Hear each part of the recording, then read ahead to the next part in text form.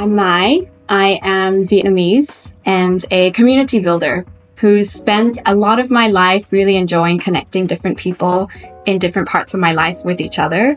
And so about 2 years ago, I left my corporate career to join the startup ecosystem in Southeast Asia. And I'm now building a community that is also a platform for modern women to connect called Podium. So I actually was born in Germany. I spent the first 7 years of my life there before moving to a few other places.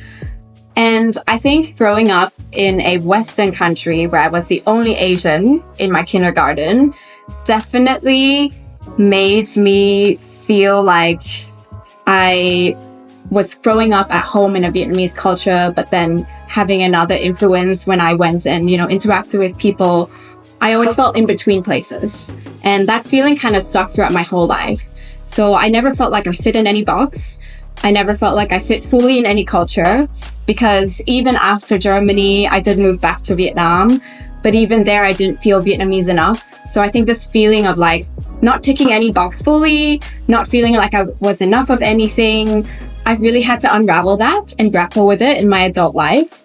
And I think that's what led me to where I am now, of finding others who are on this path of accepting the different parts of themselves, accepting their multifaceted identities and embracing it. So really like making a bug a feature in your life. But yeah, that was my childhood in Germany. I then went to learn English in Egypt, out of all places. I was following my dad around for his work.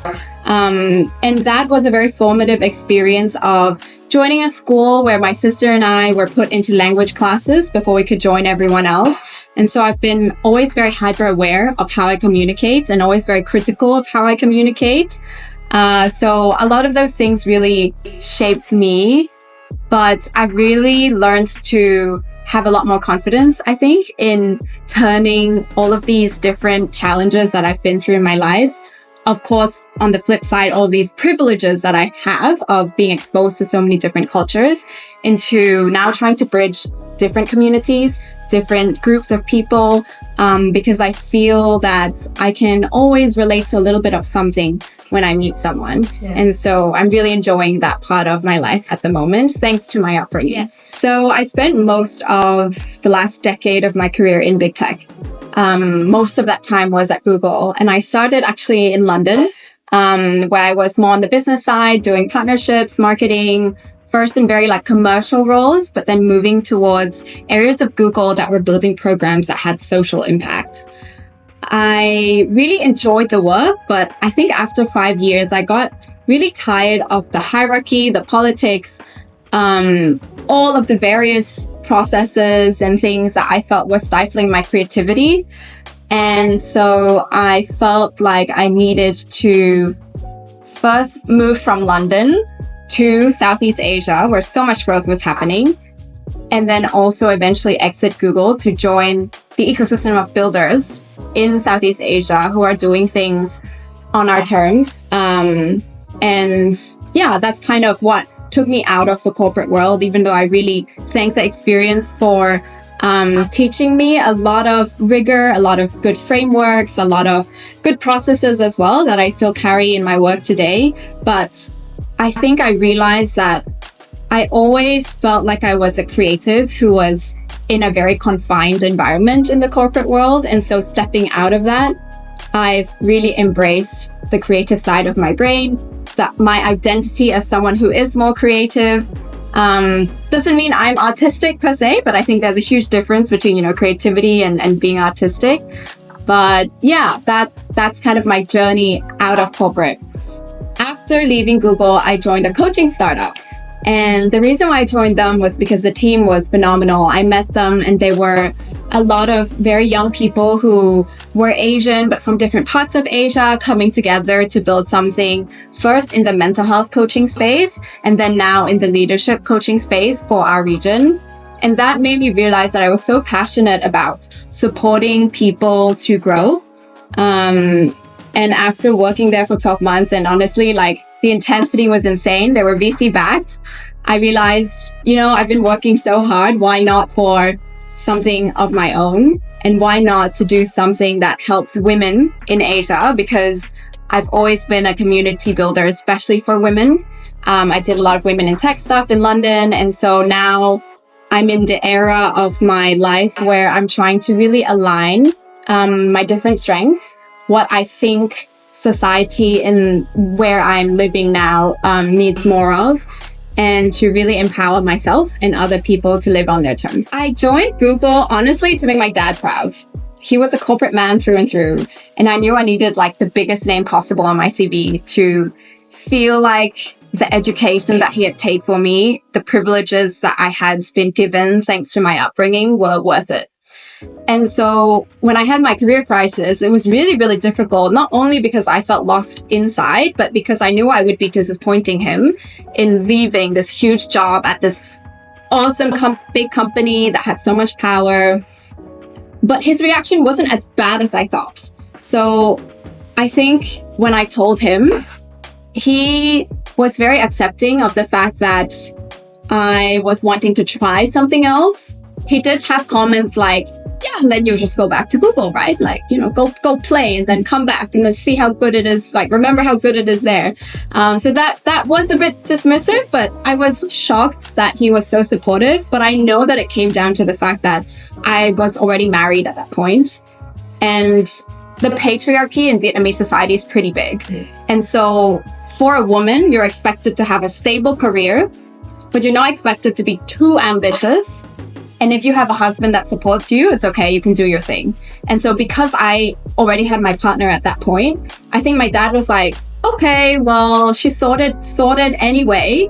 So she can leave this big company for a while, go have her fun somewhere else, come back to the big company, give birth, all of that. So he kind of had this more traditional expectation of me, even though I was giving him signals that I wanted something else. But I think because of that, he didn't stop me from doing it. He wasn't angry, which I honestly was very surprised by. But now that I've been out of it for 2 years, I think he has come to accept that this path for me is more permanent. I'm not saying I'll never go back to corporate, but for this season of my life, kind of building with people who I feel have very aligned values with me. So my co-founder, building a community that is honestly healing for me and my own journey. I know I want to give this a proper shot for if I had it my way, the next decade. And I think he's come to terms with that. Also because we have had more traction now, but I had to live with knowing that he didn't take me as seriously in the first 1 year of leaving Google.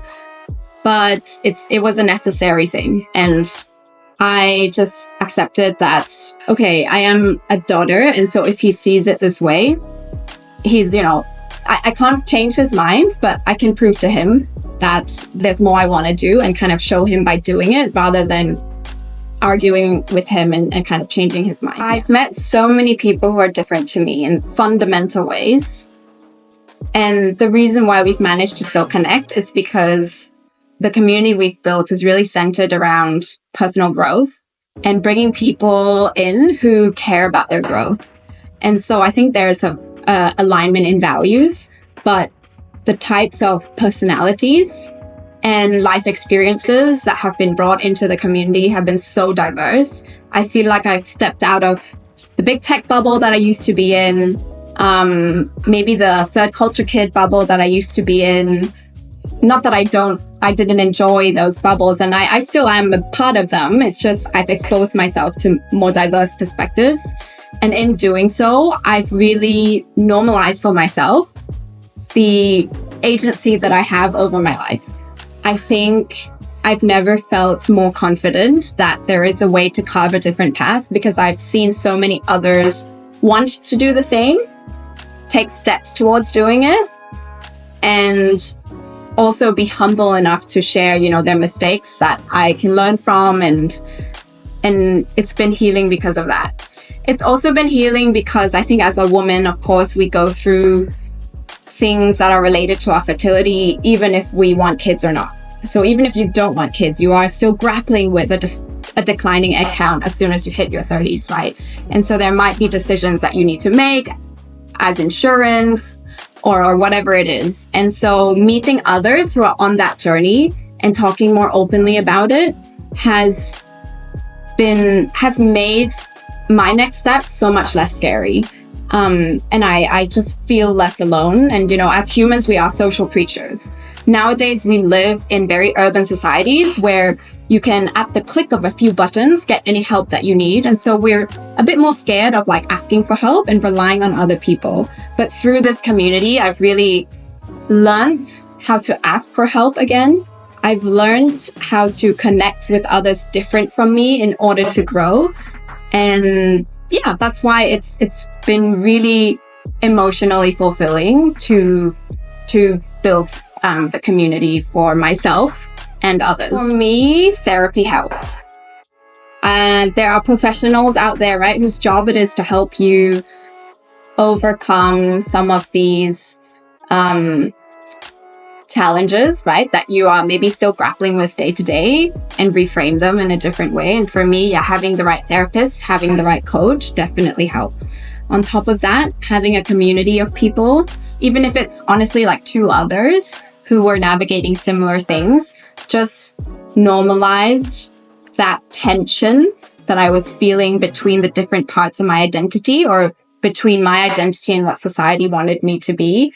It just made it easier to accept that this tension will exist, and I just need to reframe it, to sometimes sit with that discomfort, but also see how I can turn it into something more helpful for me as a person.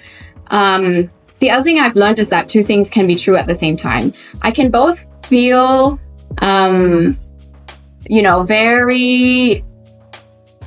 I can feel very happy with being in an individualistic culture, but also see the bad sides of it, and also see the value in a more collectivist culture, which is definitely more part of my Vietnamese identity. And just being able to see them as tools in my toolbox and to bring them out in different situations more easily has helped me accept all sides of my identity rather than one. I hope I'm not speaking too conceptually. No. I'm happy to go into more concrete examples. But yeah, therapy, coaching, community, and doing all of that work internally just helped me understand that this tension is always going to be there, to accept it and to actually make it work for me. Success for me is having the right people around me who will accept me for who I am, and also having the internal confidence to accept myself. I think as humans, this is at our core what we are seeking. And as long as I am spending my time in ways that are helping others get to that place and helping me continue to get closer to that place, because it's going to be a lifelong journey, then I think that is success for me.